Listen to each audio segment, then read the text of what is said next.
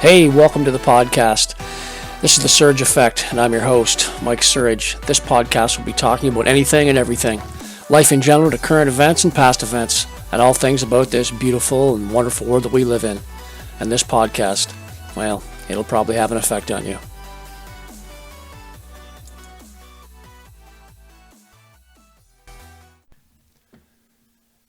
All right, welcome back to another episode of The Surge Effect. Today, we are going to be doing a little bit of talking about Justin Trudeau and Doug Ford. Basically, election to Declension. Basically, from starting off to falling down. Anyway, here we go. We're going to get started here. Actually, before I do get started, I just wanted, I just wanted to make mention. A few podcasts ago, I talked about Ukraine and mentioned about there was a ghost fighter from the Ukraine that was taking down MiG fighters. Some Ukrainian ace was taking down fighters. Anyway, that was misinformation. So I have to let you know that because it was mainstream media released it. And of course, a few days later, it was all debunked. So that, in actual fact, is not true. Along with a couple other clips that were on the mainstream media were not true as well. So if I find out the stuff that I'm telling you, some of the stuff that I come across that I'm telling you that's not true, I will let you know. And that was definitely one of them. Anyway, another one was actually the 13 soldiers that were on Snake Island as well that supposedly were destroyed by the Russian warship. That was also fake news. A few days later, they were found out, I guess they were captured. I guess they were prisoners of war. So that also was fake news. So there you go. So it just goes to show you, people can be fooled. I can be fooled. Other people can be fooled. That's just the way it is, especially when you keep hitting that mainstream narrative just over and over again. And you hear it from all angles and you go, oh, must be true. Well, in fact, it is not. Anyway, so let's just start off with Justin here. So Justin first started his political career. He started off, he was first elected in the House of Commons in 2008 at the young age of 36. The Liberals were in opposition, and after the 2008 and 2011 general elections, under the Liberal leader Stéphane Dion, Trudeau was the Liberal critic for citizenship and immigration, youth and multiculturalism, if you could imagine that. Anyway, Trudeau led the Liberals in the 2015 election from third place in the House of Commons at dissolution to win a majority government, defeating incumbent Prime Minister Stephen Harper and his Conservatives. This is what Trudeau had to say in his acceptance speech to us Canadians in 2015, 19, and 20. I'm sure you will hear the same rhetoric that he has said, and I do not believe that he believes. Take a look.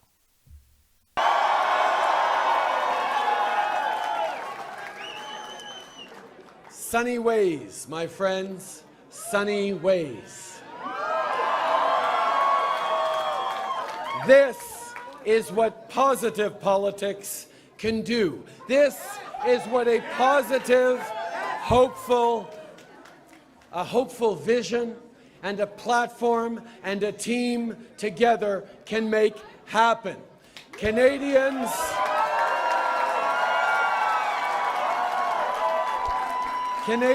from all across this great country sent a clear message tonight.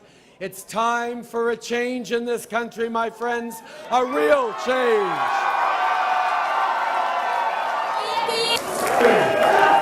And of course, to my fellow Canadians, it has been the greatest honor of my life to serve you for these past 4 years, and tonight you're sending us back to work for you. We take this responsibility seriously, and we will work hard for you, for your families, and for your future. To those who voted for our party, thank you for putting your trust in our team. Thank you for having faith in us to move this country in the right direction. A clear mandate to get Canada through this pandemic and to the brighter days ahead. And my friends, that's exactly what we are ready to do.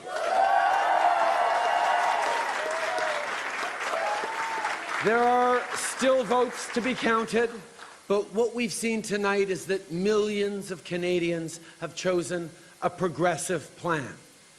Some have talked about division, but that's not what I see. That's not what I've seen these past weeks across the country.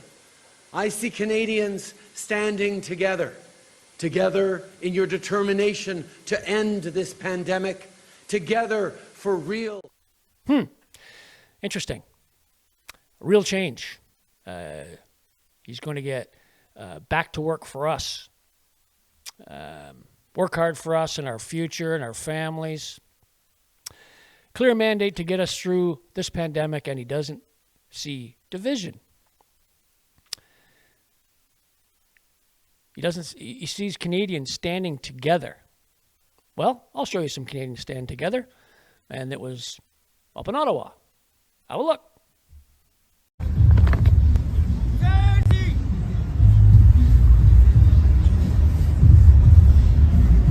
So in a few short years, I witnessed this Prime Minister saying things like, I'm going to get back to work for you guys and your families and your future, and not seeing any divisiveness, saying those kind of things.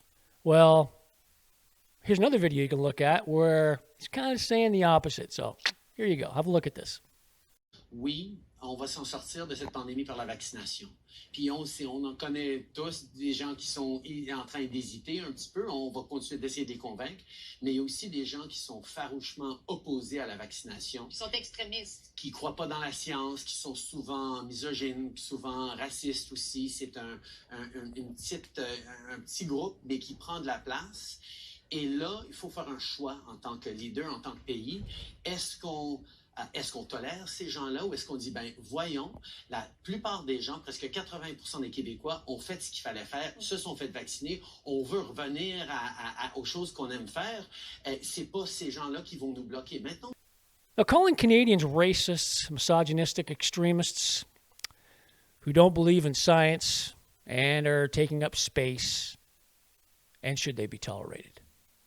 Does this sound like some guy from the previous clips I just shown that his acceptance speech about being here for citizens and the families and our future? Just a question. Well, how about this clip where he talks about fear?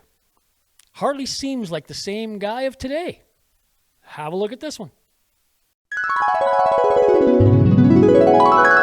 Fear is a dangerous thing. Once stoked, whether by a judge from the bench or a prime minister with a dog whistle, there is no way to predict where it will end. These are troubling times. Across Canada, and especially in my home province, Canadians are being encouraged by their government to be fearful of one another. For me, it is both unconscionable and a real threat to Canadian liberty. So something happened for sure, because this same politician who said in his acceptance speeches about being there for us and helping our families and our futures did this. When Canadian citizens of this country simply wanted their lives back, 2 years of businesses being closed or shut down for good, and families going through funerals with small groups of their family and not getting together with their friends or other family members, to simply just maybe have a conversation, to lift our mandates in a society who are already over 80% vaccinated. Have a look and listen what his answer was to people who are using their Charter of Rights and Freedoms to peacefully protest. Watch this one. Government has invoked the Emergencies Act to supplement provincial and territorial capacity to address the blockades and occupations. Therefore, the federal government will be ending the use of the Emergencies Act. Now, does invoking and then days later revoking the Emergency Act seem like a person who is there for the people of this country? It's just a simple question I'm just throwing out there. I don't think I'm the only one who thinks this. So listen and watch to some of these senators talk about the abuse of power by this Prime Minister. First off, take a look at Senator Leo Housakis. Have a look at him. I want to remind all senators in this chamber that our fundamental role when we were summoned to this place is to be the voice of our regions, to be the voice of minorities in this country. Voices that need to be heard, voices that need to be represented when they feel they're not being adequately represented, particularly in the other side, but also when they feel that they're being trampled on by the executive branch of government. There's no role more important in this place than the role of oversight of this institution on the government. And in this particular instance, we see a government where 1 minute these protesters, convoys were coming to Ottawa and they were marginalized by the Prime Minister. He called them a fringe minority. And the next minute, this fringe minority, the small group of Canadians that are anti-vaxxers and anti-mandates, all of a sudden became such a threat that we had to impose something that's been done in this country only 3 times before in the history of this country. Ministers are obligated to bring the parties together, not to throw fuel on the fire, not to call protesters names, not to call them extreme right or extremists or racists or a few other words I won't even mention. We've had this debate and there's no point to revisit it. That kind of... Pretty powerful words by Senator Leo Housakis. And here's yet another senator, Don Plett. He's standing up for the truth and what people who were listening all heard. Have a listen and look at this man's speech in the upper chamber of this country. Have a look. The Prime Minister's characterization of them as racist, misogynist, insurrectionists, and a fringe minority was shameful. He portrayed them as dangerous, potentially violent, and possibly terrorists. They all had intolerable views. How can we tolerate these people, he asked. This is incredible. The Prime Minister of Canada goes on television and asks the questions about millions of his fellow citizens. How can we tolerate these people? Yet, there were idiots with racist views in this group, and no one in this chamber should tolerate the display of racist signs.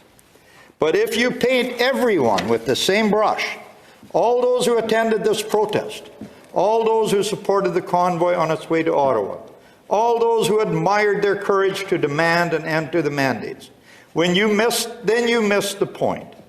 Can anyone in this chamber really think that Jagmeet Singh's brother, his own brother, would contribute $17,000 to a far-right racist movement? I don't think so. Now, I can't play all of these speeches because they are well over an hour long apiece. So I just gave you a little bit short clip of basically their introductory to their speech to the upper chamber and the rest of the senators. Now, there's one more short clip I'll show you, and I'd like you to hear and watch another senator talk about what's going on. This senator's name is Denise Batters. Have a look at this one. Honourable Senators, I rise to speak to this Emergencies Act motion. What a sad day it is, Honourable Senators, that it has come to this, that this Trudeau government has invoked and employed the Emergencies Act on Canadian citizens before it could even be voted on in Parliament. Tear gas and batons and lines of police to shove back protesters chanting for freedom. Truck windows smashed, bank accounts frozen, promises to hunt down even those who chose to leave the protest voluntarily. And even now, with the bridge blockades in Ottawa's protest cleared, the Prime Minister can't tell us when the Emergencies Act and its extensive government powers will be lifted, only that his government plans to make some of the features of those extensive powers permanent. The incredible division among Canadians in this moment is largely of Prime Minister Trudeau's own making. He and his government have divided Canadians among themselves, vaxxed and unvaxxed, and through his incendiary language, turned them on one another. From the time of the election onwards, Prime Minister Trudeau has used this public health emergency as a political wedge issue, without regard for the Canadians in the middle who have become collateral damage. He has called them extremists. All right, so it's in my personal opinion that this Prime Minister, with his hateful rhetoric towards the Canadian citizens, saw the writing on the wall. And he just knew that these senators, they were not going to pass this emergency act. So he saved face by revoking the act. And in turn, it made him look like it was his idea. So is this some type of political posturing? Possibly, possibly not. I'll let you be the judge of that. So anyway, I want to show you one last video. I'd like you to watch it. And it's one about Trudeau talking about our Charter of Rights and freedoms. There you go. And why our tax dollars had to pay for Omar Khadar's $10.5 million suit. Taxpayers paid this gentleman that amount of money. And I talked about that in a couple of videos, a couple of podcasts ago as well. So pay close attention to what he says about our Charter of Rights and Freedoms. All right? Take a look at this one.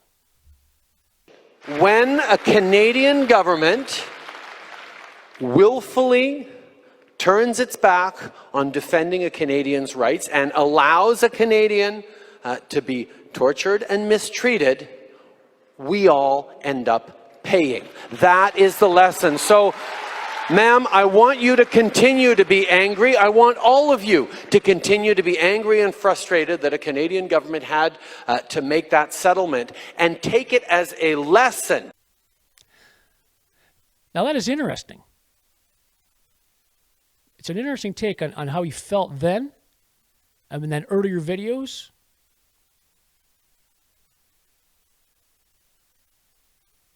Now he violates the rights of the people that are peacefully protesting according to the Charter of Rights and Freedoms by him invoking the Emergency Act. It was quite something.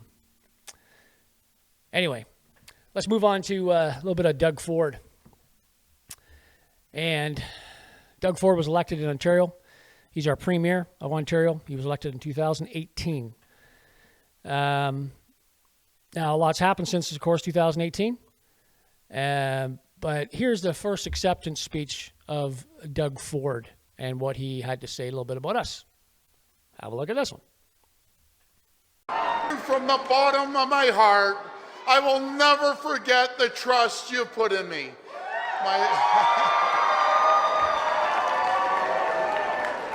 My friends, this victory belongs to you.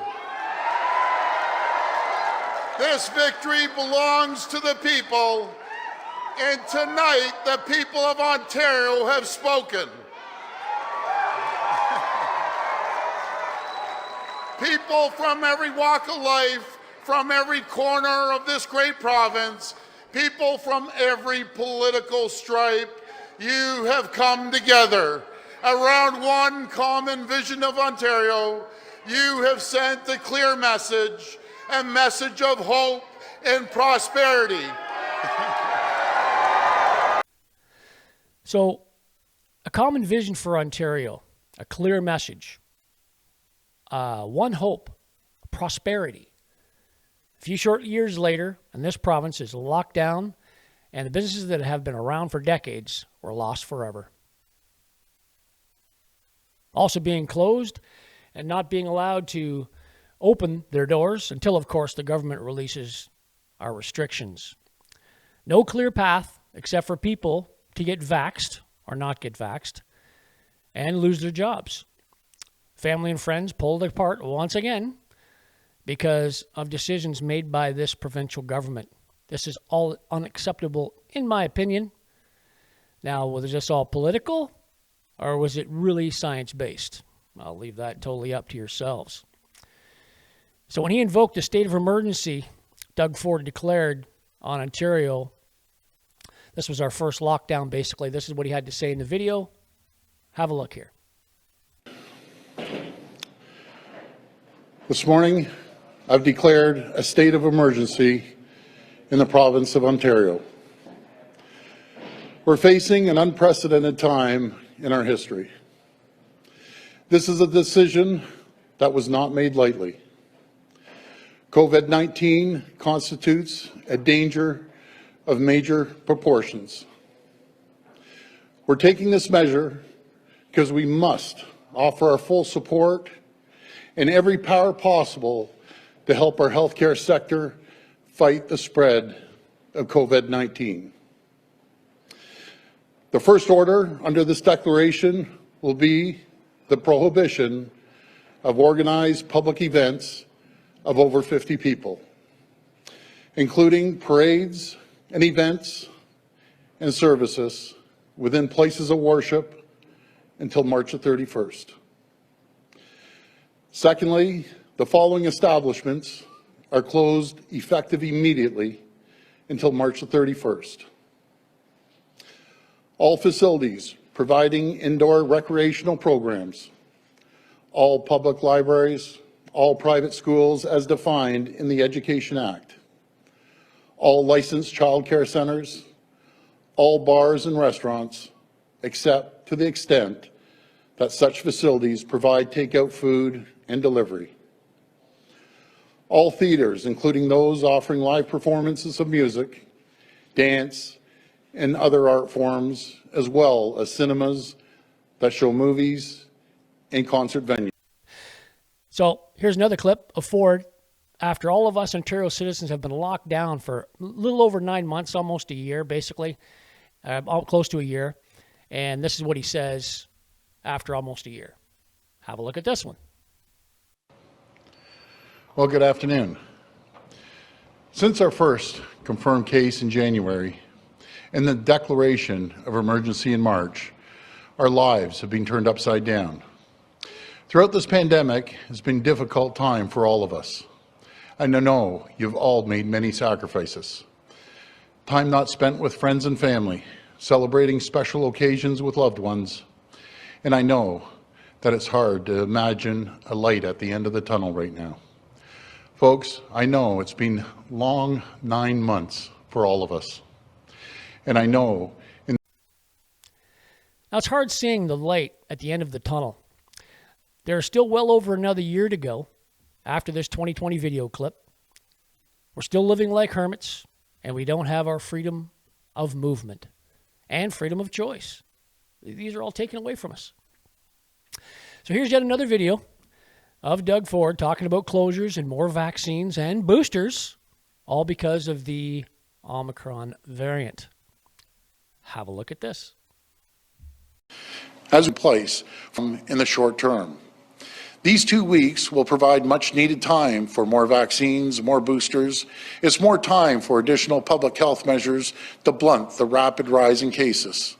I know online learning isn't ideal, but above all else, I want to provide students and parents with certainty, not the turmoil of school closures because not enough staff are available to teach our kids.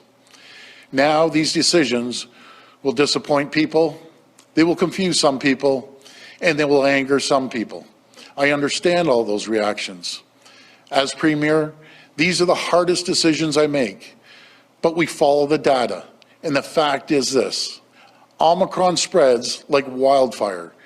It only takes the smallest opportunity to infect.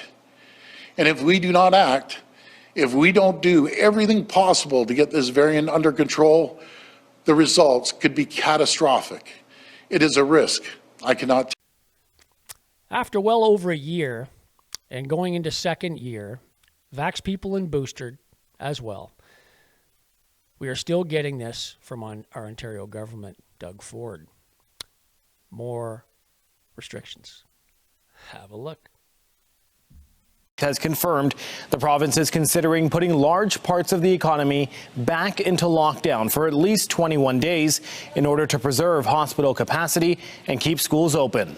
Among the restrictions being considered are no indoor dining, limits on banquet halls and weddings, gathering limits of 25 people outdoors and 5 fully vaccinated individuals indoors, a 50% capacity limit on essential retail, and 25% capacity limit on non-essential retail.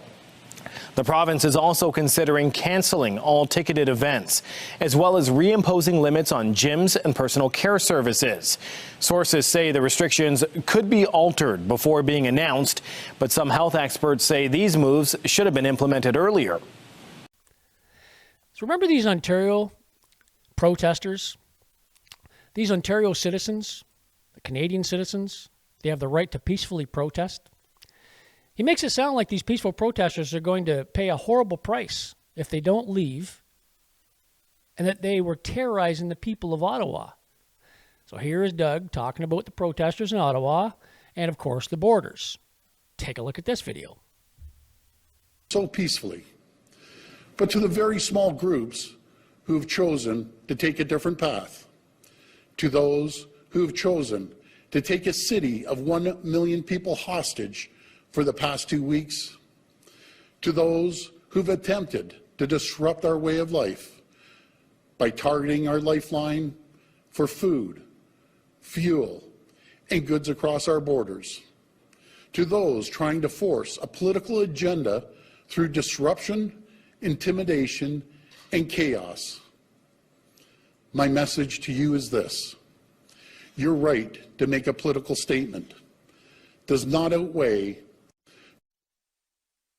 thousands of workers to earn their living. It does not outweigh our right to get food across our borders. Your right to make a political statement does not outweigh the rights of 1 million people in Ottawa to live peacefully, free of harassment and chaos in their own homes. So let me be as clear as I can. There will be consequences for. And now, like I've said in the past, the border blockings, in my opinion, the ones that were illegal, and of course Ottawa was not, you may or may not agree with me, and I'm sure you have your own opinion, but I don't believe in, obviously, the illegal blockades. I don't believe in Windsor and Alberta. If they're illegal, they're illegal. But the ones in Ottawa were not, in my opinion. Because the laws that they broke were like parking tickets, maybe, and then they literally all got charged with mischief, which is, what's this, putting bubble gum underneath your desk when you're back in school as a kid? Come on, it's mischief, right? So for that, all these, they all invoke the Emergency Act. It's kind of crazy. But anyway, finally, this last video of Doug Ford was him talking about COVID and how he himself even doesn't like it at all, doesn't like all the measures that were taken. But he was the premier that actually made those measures. We were living under his leadership, and this is what he invoked on us. He's saying things like it doesn't matter about how many vaccines you get, and you can still catch it, and blah, blah, blah. These are his words, not mine. Now, when all is said and done, have a look at this video and see what you think about it, because I believe that when all is said and done, he's basically saying the same things that most Canadians have said. But all the things that he was saying, in my opinion, is a little bit too little, too late. Now, because it was all in his power to do everything in this province. And I think that the citizens will remember everything that he did to them in this province. So, final video, have a look at this one. Doug Ford talking about basically the wrap-up of the coronavirus. Let's unite this country. I've never seen this country and this province so divided. It has affected friendships, it's affected co-workers, it's affected families. Who wants to protest? Go, God bless them. But as soon as you hold up the border, a critical trade border in this province, and you're putting the 4,600 people's jobs at risk here, and hundreds of thousands of other plants are threatening to close down and leave, it's game over. Ford says he supports Prime Minister Trudeau's invoking the Emergency Act with a caveat. Any special powers need to be extremely targeted, only used for as long as necessary to resolve the situation, and not 1 minute longer.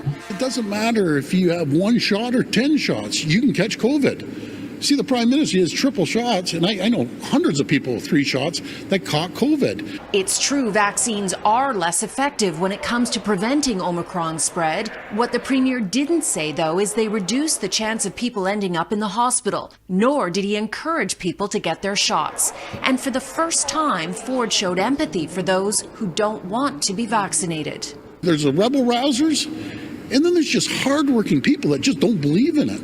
And that's their choice. This is about, again, a democracy and freedoms and liberties. And I hate as a government telling anyone what everyone's done with us. Like, we are done with it. Let's start moving on.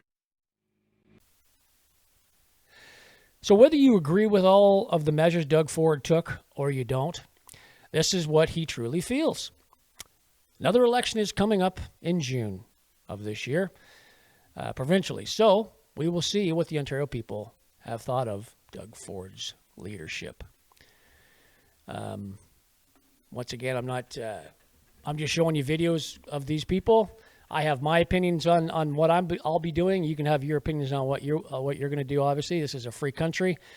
Last time I checked, and you are able to vote however you like to whomever you'd like when you go to the polls. So just wrapping things up a little bit, I just want to leave you with a few things. I just like to add a few things in closing, hopefully just to get your kind of creative juices flowing, get your creative mind flowing a little bit. I found this somewhere and I kept it because it just makes sense. And something that people should do more is critical thinking. To think outside the box and don't always believe the narrative that is told to you by the mainstream media because of the repetition. They just do it over and over and over again. So anyway, this is a little thing I found. Finding yourself is not really how it works. You earned a $10 bill in last winter's pocket. You are also not lost. Your true self is right there, buried under cultural conditioning. Other people's opinions and inaccurate conclusions that you drew as a child and adult that become your beliefs about who you are. Finding yourself is actually returning yourself and unlearning any excavation or remembering who you were before the world got its hands on you. Now, that's pretty profound. So here's another one. This is, I don't know who Joseph Goebbels is. Joseph Goebbels was the propaganda, basically, officer for Adolf Hitler in World War II. He was heavily into propaganda and misdirection, and he was really good at it. And here's a little quote from Joseph Goebbels. It says, if you tell a lie big enough and keep repeating it, people will eventually come to believe it. The lie can be maintained only for such time as the state can shield the people from the political, economic, and military consequences of the lie. It thus becomes vitally important for the state to use all of its powers to repress dissent, for the truth is the more mortal enemy of the lie. And thus, by extension, the truth is the greatest enemy of the state. Joseph Goebbels. So anyway, I'm going to leave you thinking about this last thought before I sign off. This is another little profound saying that I found, and it goes like this. Ignorance is not knowing the truth, but also unwilling to search for it. And stupidity is knowing the truth, but refusing to agree with it because it doesn't fit your views. We have to stop underanalyzing facts because we don't like the direction they point us in. So people across the world need to pay attention to what's going on in their own backyards. Who is running their governments? What person did you hire to work for you and your best interests? And who are you going to fire because they don't? Like I've said before, the best way to let these politicians know if they are doing a good job or a bad job is rewarding them with what they really truly deserve. Either hiring or firing them at the polling stations across this land. So get involved by mailing your members of parliament, municipal or provincial or federal governments. They all need to know your views on what they are trying to change about your way of life.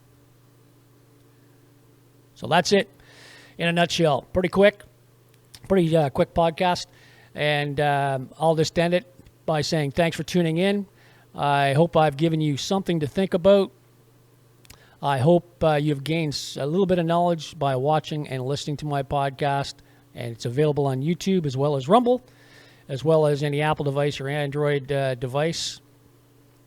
And please don't forget to subscribe and hit the little bell for the notifications for any up-and-coming podcasts that I'll have coming out. All right? Anyway, have a great day, everybody. And once again, thanks for tuning in to the Surge Effect. Have a great day. Cheers. This episode sponsored by He Shirts, She Shirts. Go to www.heshirtssheshirts.ca. Just type in the letters TSA, The Surge Effect. When you check out, type in TSA for your coupon and receive 10% off your next purchase. Thanks for listening to today's podcast, everybody.